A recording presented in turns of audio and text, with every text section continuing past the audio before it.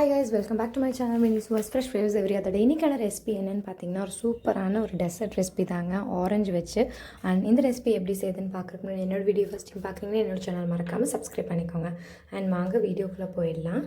First பார்த்தீங்கன்னா நான் ஒரு 6-7 ஆரஞ்சு ஃப்ரூட்ஸ் ரெடி பண்ணி வச்சு இந்த மாதிரி கட் பண்ணி உள்ளே இருக்க அந்த பல்ப் மட்டும் செப்ரேட் பண்ணி ஸ்கின்னை செப்ரேட் பண்ணி எடுத்து வச்சுக்கோங்க. இந்த மாதிரி எடுத்து வச்சுக்கோங்க. அதுக்கப்புறம் ஆரஞ்சு ஜஸ்ட் ரெடி பண்ணுறக்கு அந்த ஸ்கின்னில் இருக்க அதை மட்டும் கிரேட் பண்ணி எடுத்துக்கோங்க. ஆரஞ்சு ஸ்கின்னை மட்டும் கிரேட் பண்ணி இந்த மாதிரி எடுத்து வச்சுக்கோங்க. அதுக்கப்புறம் ஒரு பேனில் ஃப்ரெஷ் க்ரீம் ஆட் பண்ணிக்கோங்க.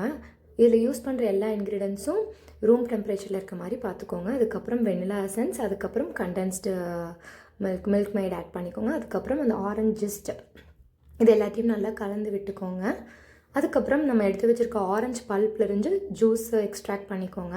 இப்போ நீங்கள் ரெடி பண்ணி வச்சுருக்க அந்த ஒரு ஸ்டவ் டாப்பில் வச்சு ஒரு 2-3 நிமிஷம் அது திக்கன் ஆகிற வரைக்கும் நல்லா இந்த மாதிரி கலந்து விட்டுட்டிங்கன்னா அந்த கலரும் மாறி உங்களுக்கு கிடச்சிரும். அது ஆறுனதுக்கப்புறம் நீங்கள் 1/4 கப் ஆரஞ்சு ஜூஸ் ஆட் பண்ணிக்கலாம்.